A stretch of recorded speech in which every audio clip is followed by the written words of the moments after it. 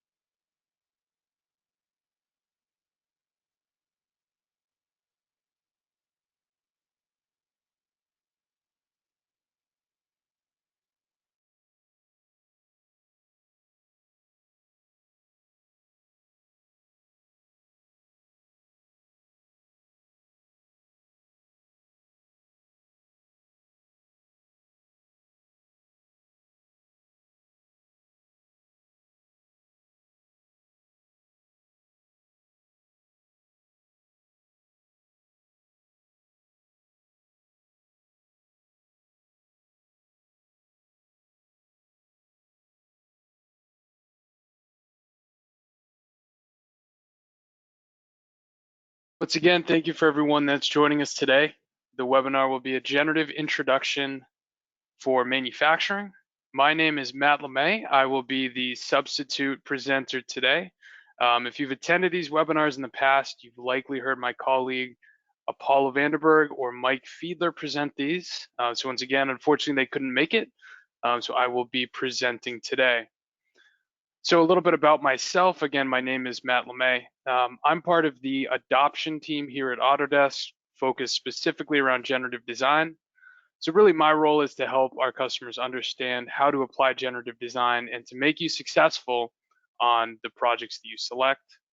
I've been at Autodesk now a little over 4 years, and my prior experience of joining Autodesk was within the additive manufacturing industry, specifically around medical and within the aerospace composites world.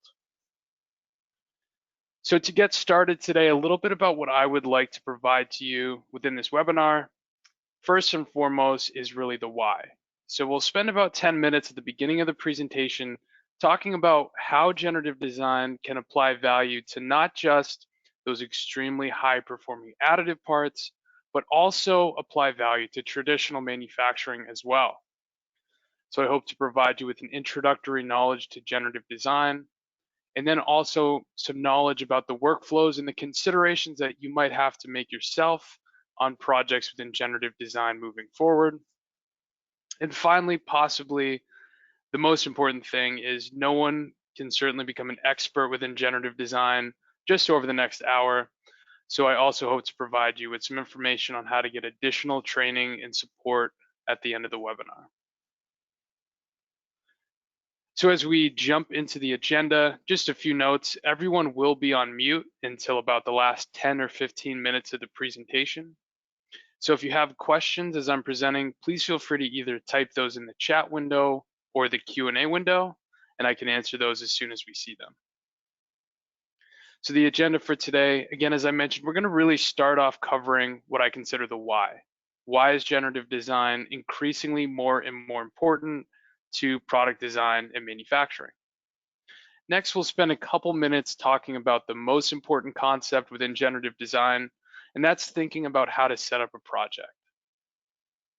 We'll then spend 25 minutes within Fusion 360 showing the end-to-end workflow of taking a generative design, creating your CAD geometry, generating the solution, exploring the results, and also validating those final outputs.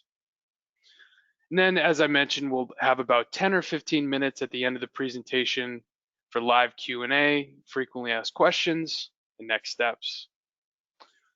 So to get into it, again, we're going to start off covering the why. So when Autodesk looks at all of the changes that have happened throughout the CAD industry over the last 35 years, the first major transformational shift happened when we moved engineers from drafting boards to 2D CAD. With the ability to hold the modeling information electronically, the engineer had significantly higher advantages than they did just working on the drafting board. We saw that same transformational leap when we went from 2D to 3D. Now within 3D CAD, the engineer again has significantly higher value than what they had in the past. They could think about assembly context, they could think about aesthetics more clearly, and again, the value of the engineer continued to increase after each one of these transformations. The next major shift we saw was finite element analysis. So now, before even physically producing one of those components, the engineer can validate that that component will actually withstand what it needs to structurally, and also maybe even pass through the manufacturing process. So when we look at the future of generative design and the impact that we think it's going to have to the product design and the manufacturing industry, the impact is really that generative design, for the first time within all of these transformations, allows us to lead off with our requirements. So we're saying, I need a component that can do a certain function.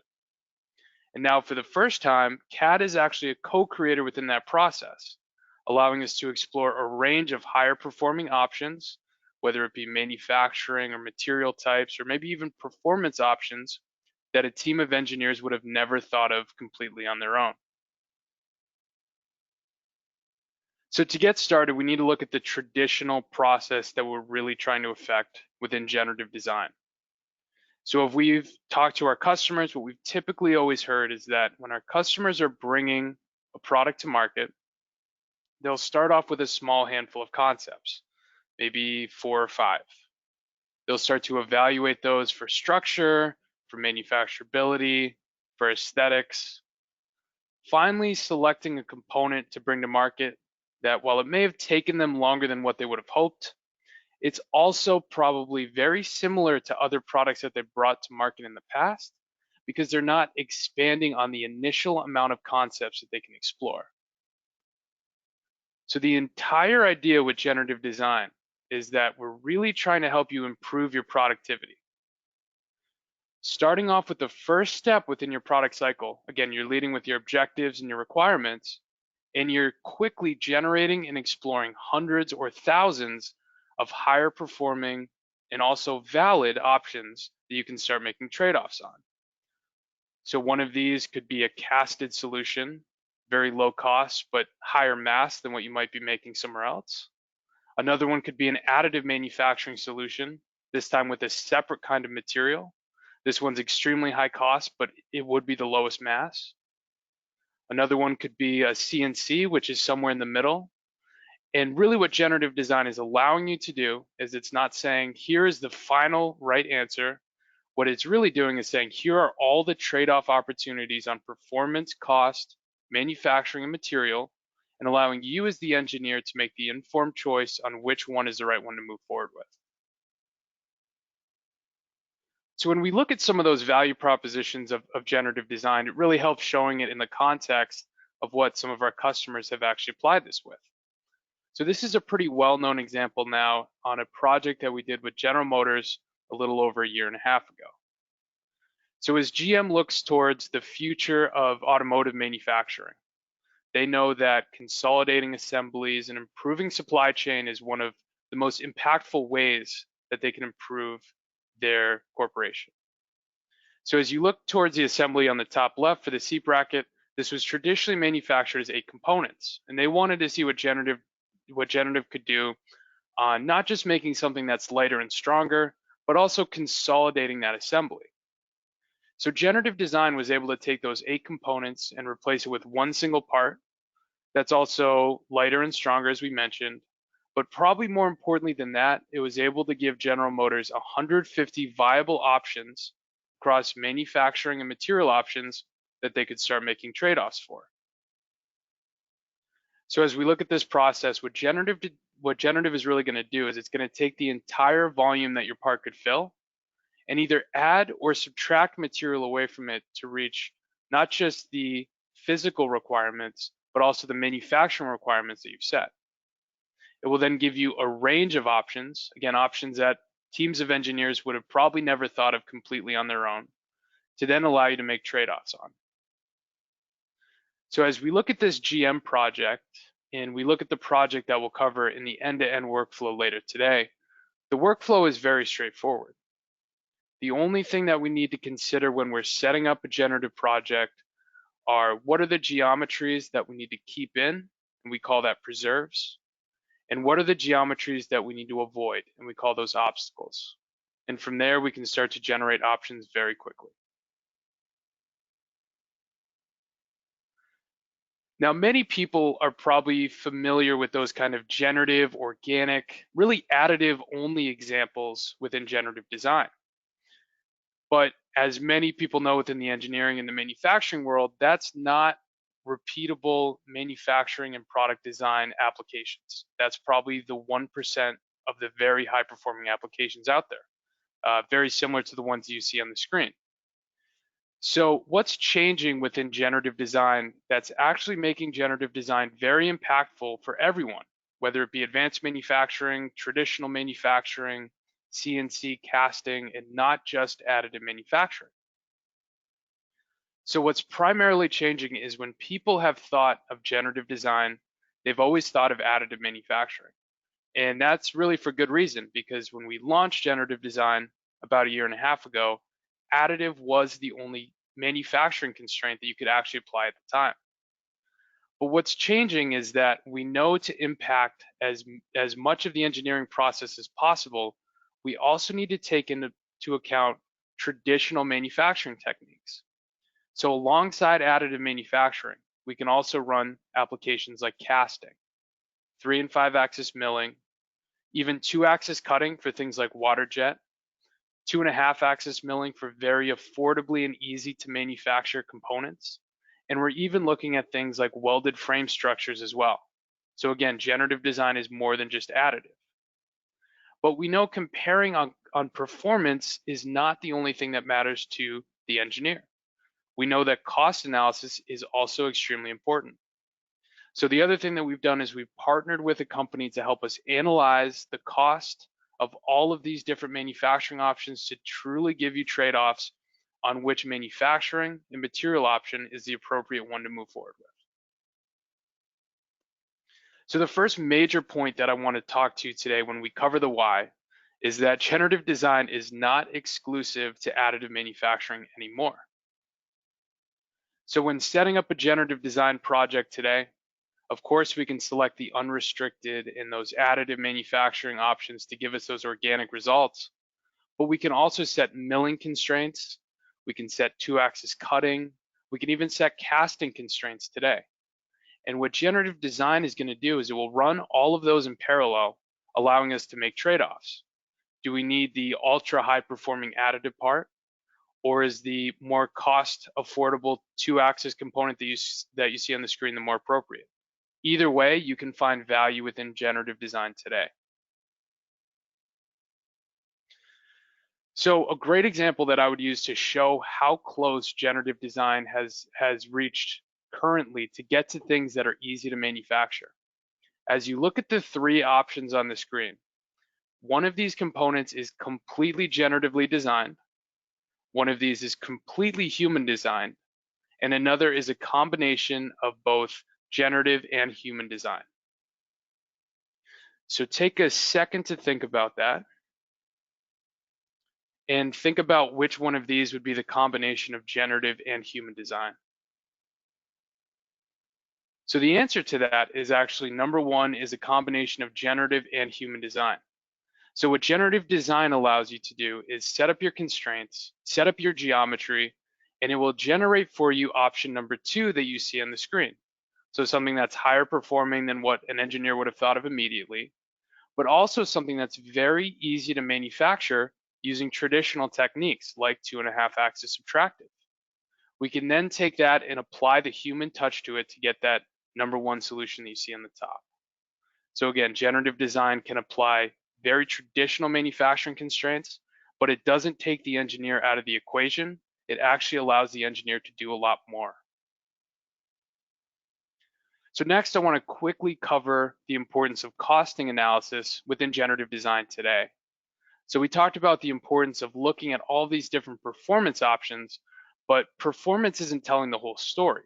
And many times cost is also as important, if not more important, than the performance of that part. So we've partnered with a company called A Priori Technologies. And what they do in the background of every generative design solve is they take not just the manufacturing type, not just the material, not just the production volume, but they also take the geometry into account and come up with an accurate estimate for how much that part will actually be to manufacture. And what this allows you to do is look at all of these generative design results that you've created and then really start to compare.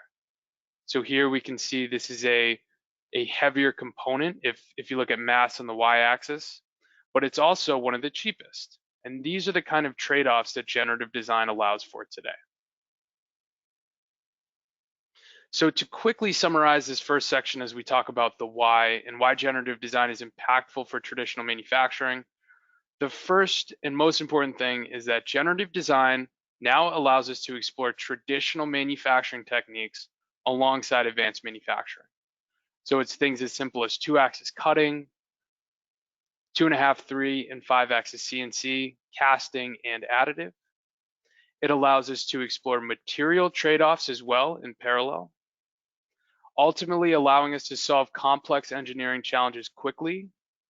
And then with that cost analysis that I just mentioned, generative design also allows us to leverage cost versus performance analysis to really innovate on the new ideas and find the correct solution to move forward with. And finally, the last point, which I didn't mention yet, is that after we've gone through the generative process, generative is actually returning usable, solid, editable CAD geometry that we can continue to work with. So that was a quick introduction to why generative design is important, not just for advanced manufacturing, but increasingly for traditional manufacturing. And for the next 5 minutes, I'd like to talk about one of the most important concepts within generative design, and that's really how to set up the initial geometry to run one of these projects. So to highlight this, I'd like to use an example of this motorcycle swing arm. So this swing arm looks extremely complex from the generative output, and you might think it's extremely challenging to set up as well, but that's really not the case when we actually start to break it down. So within generative design today, there's really only 2 geometry types within setup that we care about. We care about our preserved geometries, and you can think about that as keep-ins, and we care about the obstacle geometries, which you can think about keep-outs. So as we look at this assembly, we have to break it down into those geometry types that I just mentioned. The first of these would be our preserved geometries. Again, preserved geometries are keep-ins. These are locations within the final solve that we know that we need to have. It could be assembly locations, locations for a bolt, anything that you know after generative design, you need this to make this part still successful. Next, we need to also create our obstacle geometries. You can think about these as keep outs. Obstacles are things like clearances, fastener and tool access, any kind of moving parts within your assembly. So the easiest way to think about obstacles is it's anything that the generative design solution has to ignore. Now, when we put those 2 ideas together, this allows us to work very quickly. So as we look at this assembly, we can quickly identify the preserved locations for our keep-ins. We can quickly either call out or create the geometry for the obstacles that we know that we need to avoid. Then we can start applying our loading conditions, our material selections, our manufacturing options, and very quickly we can start generating and exploring all of these options that we would have never thought of before.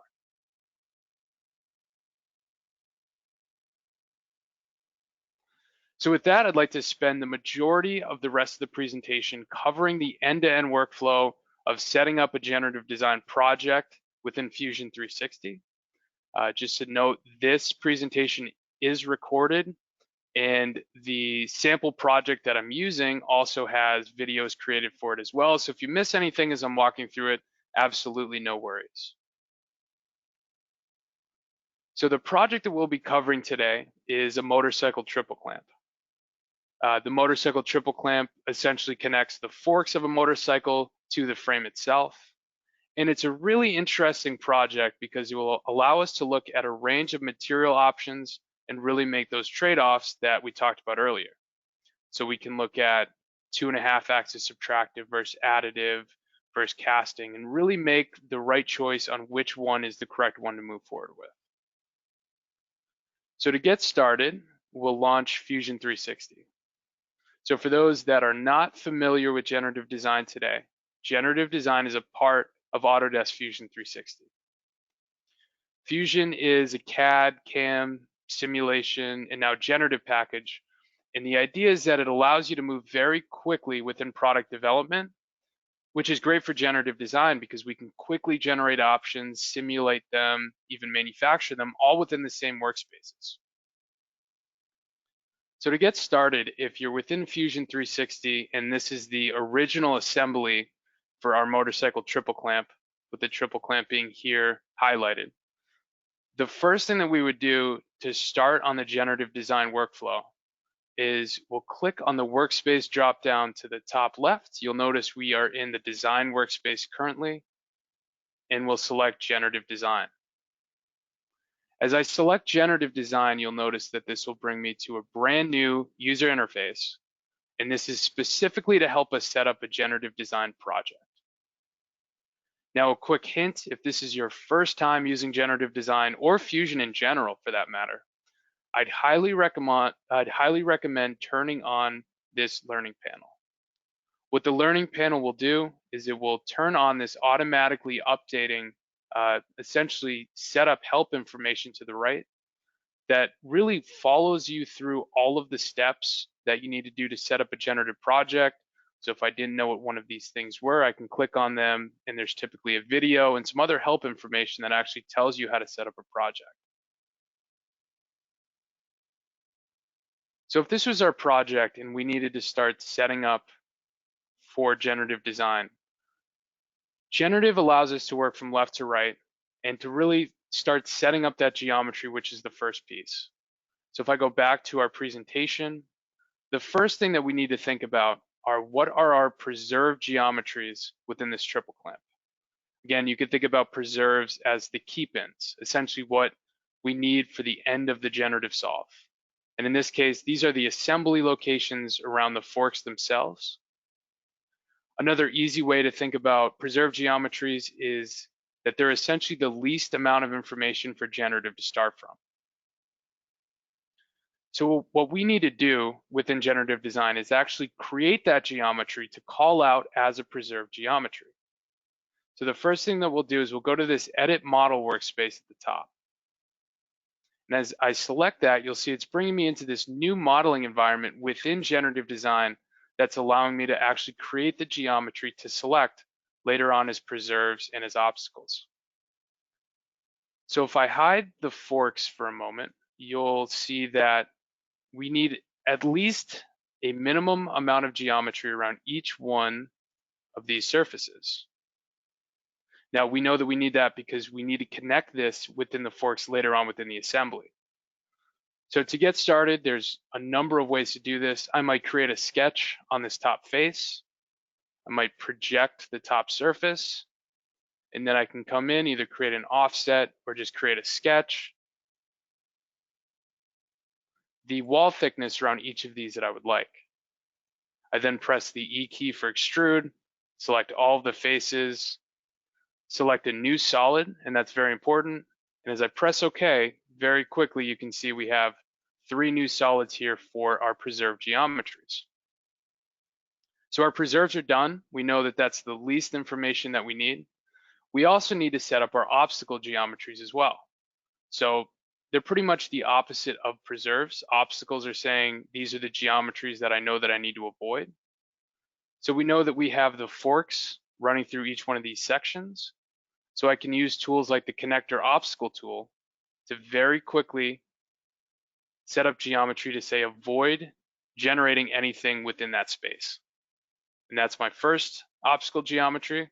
What I can also do is actually use all of the obstacles that were brought in within the component themselves. So we can even use existing geometry like the forks of the motorcycle themselves to call out as an obstacle geometry later on. So in this project, that is all that we need to set up from a geometry standpoint. One thing to keep in mind for both preserves and obstacle geometries is that they do need to be 3D solids. So we can't just select a surface. It does have to be a 3D solid within that space. So next, to get back to the generative setup, I'm just going to click on the top right to finish edit model. And as I do that, you can see the new geometries have been brought in for the preserves, and then we have the obstacles here. Next, again, working from left to right, I just have to select all of these solids. So here I can hover over the solid that I'd like.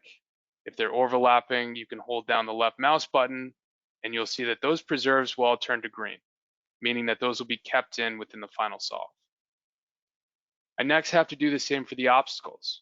So I'll select the existing components within that assembly. We'll call those out as obstacle geometries, and you'll see all of those will turn to red. So our geometry is completely set up, and it really is that easy for a project like this. Next, working from left to right, we need to set up the conditions for the design. These are our loading cases, their forces, constraints, and things like that. So you'll see here in the tree to the left, I have load case 1 currently selected. And since loading can only be applied to preserves, I can hide everything else to just show load case 1. And I can first apply a constraint. So we know that this triple clamp may be constrained in the middle and then loaded on either side. So I can say 1,000 pound force and press OK. And very quickly you can see we have the force arrows showing that we have loading applied here and then constrained in the middle.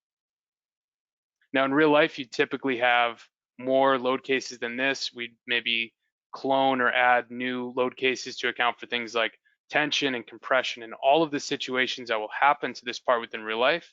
But for the sake of this project, we're just going to show setting up that one load case later on. Next, we'll actually select our objectives for the solve. So you can think about the objectives as where generative design will solve to. So first, you could select, we'd like to minimize the mass of this project while limiting it to a factor of safety, or we can also essentially reach a factor of safety, but also reach a mass target. So you can say if I need a part that's 1/2 pound, you can set that here as a specific target for what generative design will solve to. So in this case, we can say let's minimize mass while keeping a factor of safety of at least 2. Next, we have to select our manufacturing options. So if you remember at the beginning of the presentation, we talked about how generative design allows us to solve for all of these different manufacturing types in parallel. This is actually where you're putting all of those settings to how to manufacture each component. So as we click on the manufacturing dropdown, this is easily the most exciting setup component for me because this is what's actually making the generative design components real on the back end. So the first thing you'll notice is production volume. Now what production volume allows us to do is specify how many of these components we actually plan to manufacture. And this really ties into that costing analysis that I talked to earlier. So you could imagine if you were making a casted component at 50 pieces compared to a casting component at 5,000 pieces, it's going to make a major change in the actual price per unit of that component. So here, if we know that we have to make 1,000 of these components, I can put 1,000 for my production volume. Next, you'll see we have the manufacturing selection on for the unrestricted solve. So unrestricted is actually saying ignore all of the manufacturing constraints and just generate me the perfect part for the structural requirements. Now this is great if you're using things like metal additive manufacturing or less restrictive 3D printing applications. It's also great if you just like to see what the perfect component would be. Now the idea within generative design today is that you can set up all of these different options at the same time in parallel. So it always helps to have all of these selected. Next would be additive manufacturing. So additive allows you to select more traditional 3D printing requirements. So things like overhang angle and minimum feature size. Here, maybe I can change that to 2 millimeters for minimum thickness and then I can set an overhang angle of, let's say, 50 in this case. So next we can set milling constraints as well. So milling would be if we actually want to select subtractive manufacturing options within our component. So here you can see we have a 3-axis configuration set up with a tool direction in the -y. We can add another configuration for 2.5. In this case, we'll do the Y orientation. One for 5-axis, and we can vary each one of these. So if I do another one for 3-axis, I can say plus and -y, and I can also change the minimum tool size that we can actually machine those components with. So again, all of these settings are here to allow you to get an easy to manufacture component once you start exploring all of these options. Next, we have our 2-axis cutting. This would be if we wanted to generate a part that could be cut out of a plate, essentially an extruded profile. Here we can do the Y-axis. And then finally, we can set our casting constraints as well. So we can set the ejection direction in the plus and -y. We have all of our manufacturing types turned on, and we can select OK. Next, this again follows the same idea that we just talked about on the manufacturing side, is that generative allows us to explore a range of options in parallel. So while we have an aluminum alloy material selected, we can also select up to 7 materials at the same time to solve. So maybe we'd like to compare that type of aluminum versus 6061. Maybe we'd like to bring in a cast iron solution, stainless steel, titanium even. And what generative design will do is it will take all of the material properties and all of the cost information from all of those, and it will present us with trade-off options of all of these different material types. After that, we can close out of our materials, and at this point, we are ready to start the generative solve. One thing that I do want to highlight, so currently generative design uses cloud computing to solve all of these hundreds and thousands of options that we talked about. To make sure everything's going to work out before sending this to the cloud, I would recommend using this local previewer. This is a quick way to make sure that our preserved geometries will connect correctly. And I think I had the wrong obstacle geometry in there, my fault. But when that runs, that will show a transparent geometry right at the beginning of that solve, making sure that everything's connecting correctly. So I'm going to skip over to a finished solution so we can start exploring all of those options that we talked about. So after you've set up the generative solve and you've generated for those hundreds of different outputs that we talked about, now it comes a time where we need to start making the selections on which is the right one to move forward with.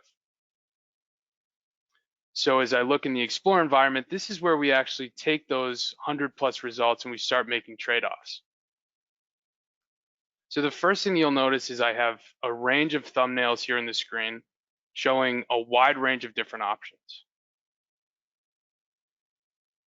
And while these might be a lot to consider, there's plenty of tools within the Explore environment to actually make the selection on which one we'd like to move forward with. So the first one I'll show are these filtering ranges at the bottom. So here I can say, show me parts that only weigh less than 2.5 pounds, and that only have a minimum factor of safety less than 3.5. And that will filter all of those options that we're actually looking at on the screen. The other thing we can do is we can really start to interrogate those manufacturing options to really find the right one to move forward with. So here you can see we have unrestricted, additive, 2-axis cutting, CNC, and casting, and these all relate to those manufacturing constraints we applied at the front end. So if I isolate to only look at the unrestricted, we can see what the most organic and probably highest performing as far as weight solutions would be. So these are going to be very light. They're typically ignoring manufacturing constraints, and they're just producing the perfect component, again, ignoring the manufacturing type. So this is an example of an unrestricted solve. You could again use something like this for 3D printing, or you could use it as well for the inspiration on a further design.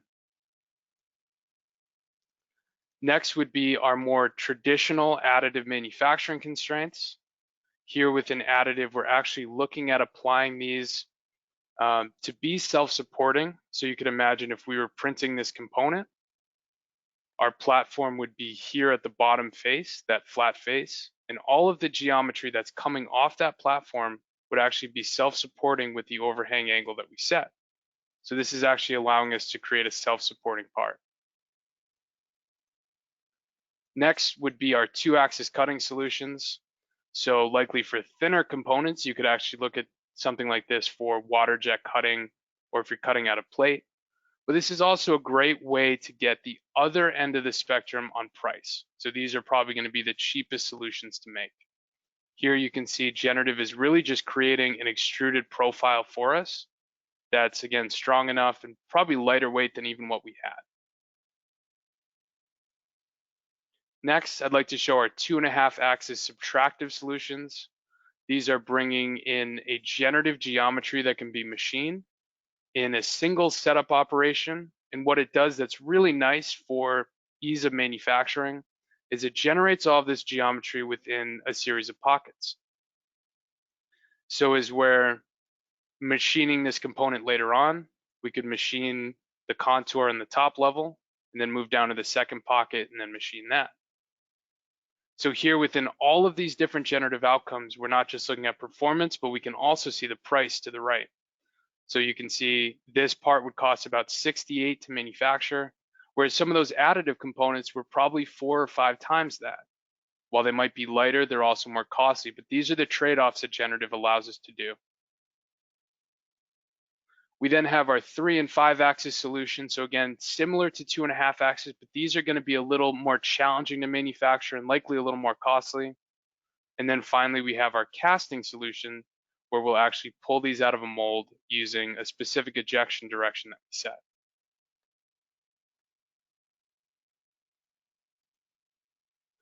So we've looked over all these different manufacturing types, all of these different objective ranges. There's also ways in which we can really start to filter these graphically as well. So if you go to the scatter plot view to the top, you can quickly see that every point on the screen represents its own unique solution to this problem that we set up. And this is a really great way for us to say, let's compare maybe mass on one side versus price on the other. And this is, again, where we can really start making those trade-offs very quickly. So as we go back to those original solutions, let's say we were looking for just the lightest weight solution.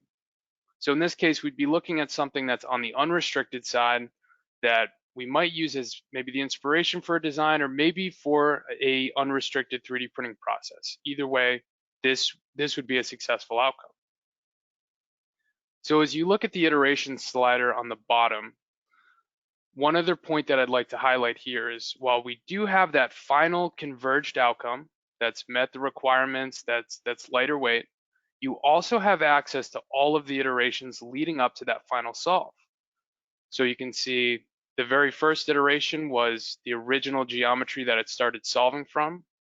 And as you move further to the right, it's either adding or subtracting material away from that to reach the final converged solution that we have at the end. So if you saw this final iteration and you said, well, that's probably a little too aggressive for what I'd like. I know it's lighter weight, but maybe I don't need that much reduction. You can always turn it back to one of the earlier iterations and take that out as well. So in this case, let's say the final iteration is actually the one that we'd like to move forward with. One of the points I made at the beginning is that generative design actually allows us to create solid editable CAD geometry from the generative workflow. So if you look to the top, you'll see the export tab. And when you press create a new design from the outcome, what generative design will do is it will take that solid editable CAD geometry, it will take the organic model that generative has created and combine it into one single component. So here I'll press click to continue. This is a file that I've already created. And then in just a few seconds, a new window will appear in Fusion that houses that generative design outcome file. So a couple things to note about this, right? It's not just an STL, it's not just a mesh, it's solid CAD geometry that we can continue to work with. So to really show what it's doing on the export side, you can take a look at this timeline to the bottom left. So what the timeline is doing is it's first bringing in the preserved geometries. Again, that least amount of information that we had to start with. It's then bringing in the obstacles, the geometry to avoid. And then it's taking that generated geometry that we created, that very complex organic geometry, and it's bringing that in as what we call T-splines. And what that allows us to do is make very quick adjustments to this geometry that we have to then quickly convert back to a solid. So let's say this is our generated geometry and we have this very complicated organic surface. If we wanted to increase the thickness of some of these struts, we can just highlight one of these faces, select the Edit Form tool, automatically select some of these features, and we can just click and drag and increase the thickness or close holes or do whatever we need to do within that T-splines environment. And when we're finished with that, we just press Finish Form, slide the timeline to the right, and that will recombine into that one solid outcome component. So let's say we made a change to that exported generative design. How do we know that that's still compliant to all of those loading conditions we set at the beginning? So this goes back to the value of having that integrated product development system within Fusion. So after we have this generative outcome file, if we need to validate anything throughout this file, we can just go up to the top to select the simulation workspace. This will say it looks like this file was created with generative design. Do you want to use this setup information for a new simulation study? And if we select yes, this will bring in that geometry that we've created with generative, but all of our load cases as well. So these were the actual load cases. We have tension, compression, and it brings in the material. And all that we have to do is go over here, select the solve that we would like, and we can quickly simulate this part to verify that everything is still within compliance for our geometry. So just to very quickly highlight what we've done over the last 20 minutes is we took our original geometry, we broke it down into our preserves and obstacles, we set up loading conditions, manufacturing settings, material options, and we generated. And from there, we could explore hundreds of different options to start making trade-offs on performance and on cost. Ultimately, we selected one of the outcomes that we liked, and we exported that as solid CAD geometry. That allowed us to then make changes to that outcome model and then quickly validate them all within the same workspace.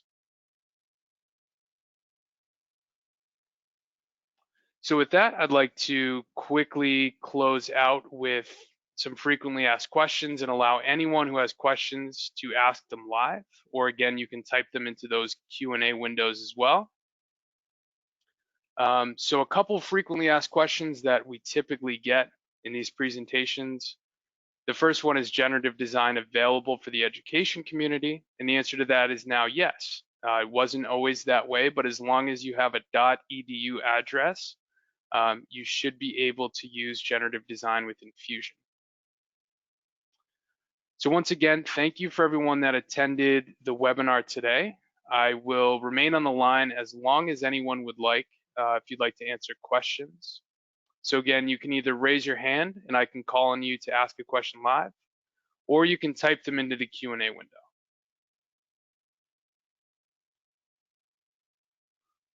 So I do see one question at the beginning from the Q&A from Mohammed.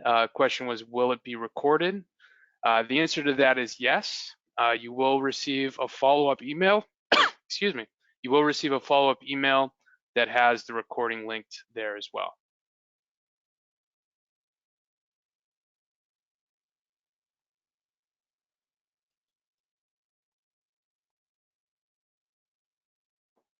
Okay, looks like we have a hand raised, and let me see if I can call on you, Chris. Chris, can you hear us?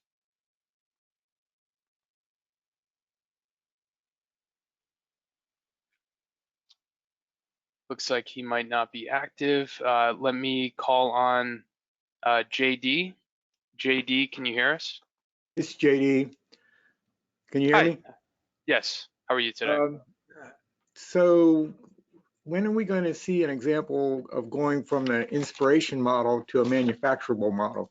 For example, the GM bracket, seat bracket, that looks like far more expensive than the original design. Or the trailing arm on a motorcycle, again, doesn't really look manufacturable.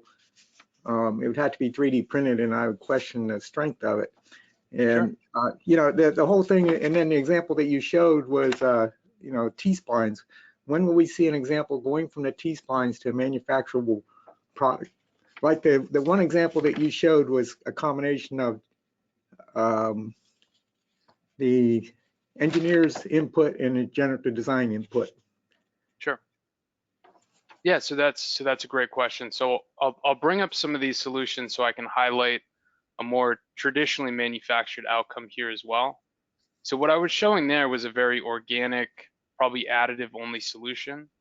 But as we talked about, there's also the ability to make things that are more easy to manufacture, whether it be, in this case, CNC or maybe with casting.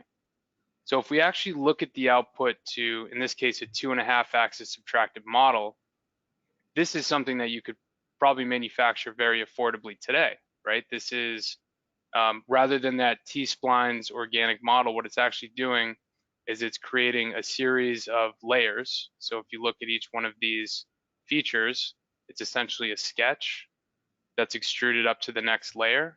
So this is all solid modeling. There's no T-splines here. And this is something that you could even machine probably right away.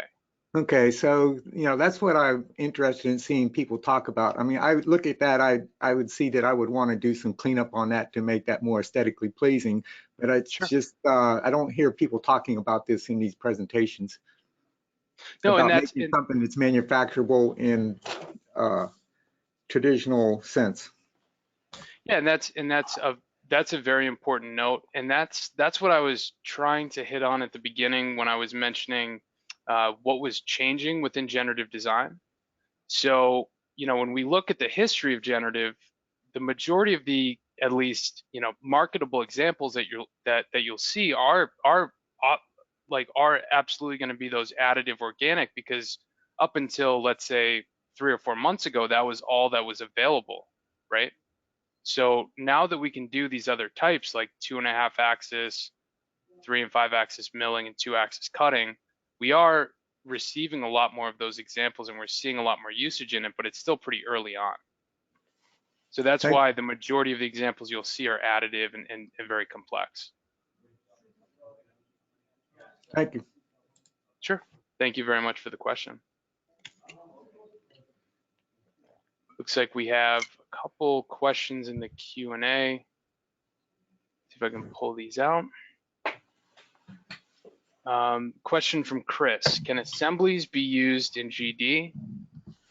So the short answer to that is no. What we did in a project like that General Motors one is that we broke down that assembly into essentially a single part replacement. So what we did was, looking at that sheet metal assembly, that was the 8 components. We looked at it and we said, here's the geometry that we know we need to keep. Here's some things we need to avoid. And from there, we generated a single part replacement. If you had things like moving parts that you needed to keep in within that assembly, that's probably not something we could do on the preserve side of things, but it's something you can do, um, a replacement like we showed here.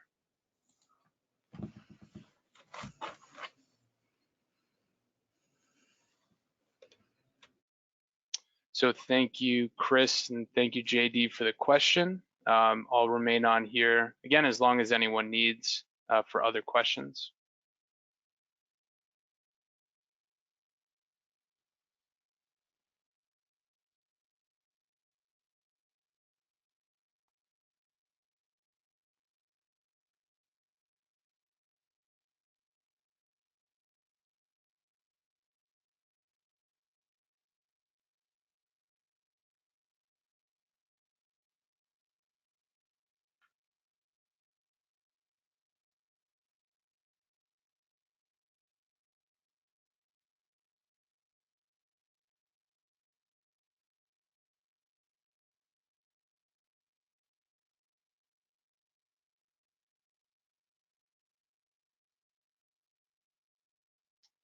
Question from Nathan. Is there a way to constrain preserved geometry in a way as to replicate surface contact between two solids, like a fixed constraint or frictionless constraint that only limits motion in the positive or negative direction of an axis, rather than both negative and positive? So Nathan, that's a fantastic question. The answer to that is yes. So within generative design, when we're setting up our constraints, you can also apply a frictionless constraint exactly as you mentioned. So here, if we selected frictionless on a face, it would actually do exactly what you're asking within that question.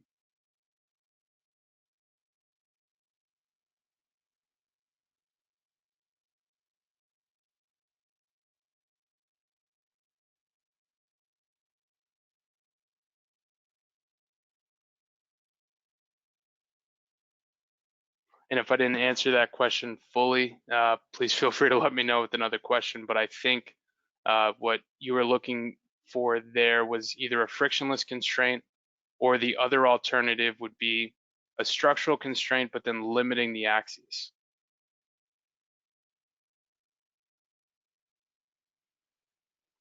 Question from Chris. I made a rocker arm with GD. What kind of constraint should I be using? It fully matters on the geometry and what you're looking at doing. That's something you could send me an email and I'll attach that here if you have further questions on it.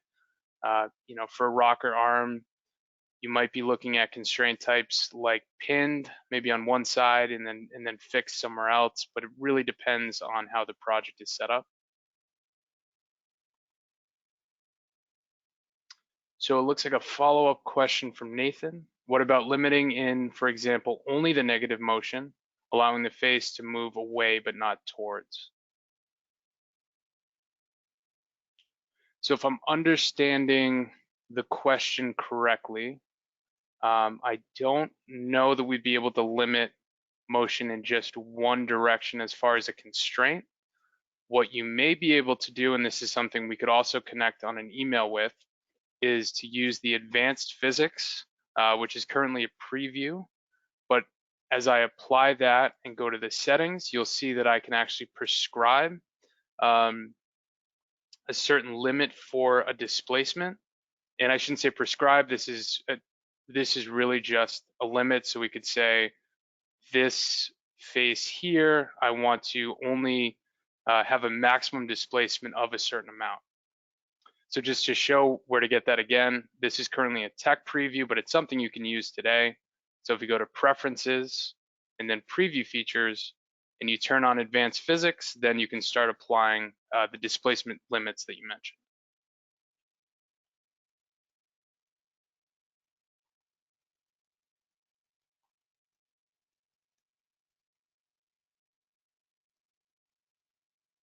So those are some great questions so far. Thank you for everyone that's asked. I can continue on the call again. If anyone does need to drop off, thank you so much for attending the webinar today. But again, like I said, I will remain on the line for as long as anyone needs it.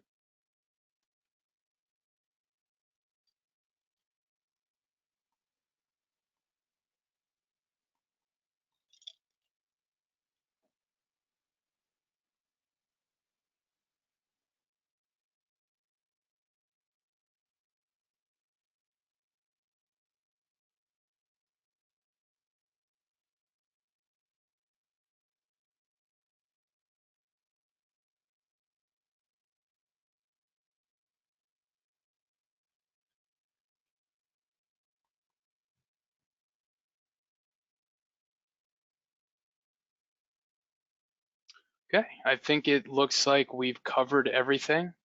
If anyone has any additional questions after the webinar today, please feel free to reach out to us. Once again, thank you for everyone that joined the webinar and looking forward to working with many of you soon. Thank you.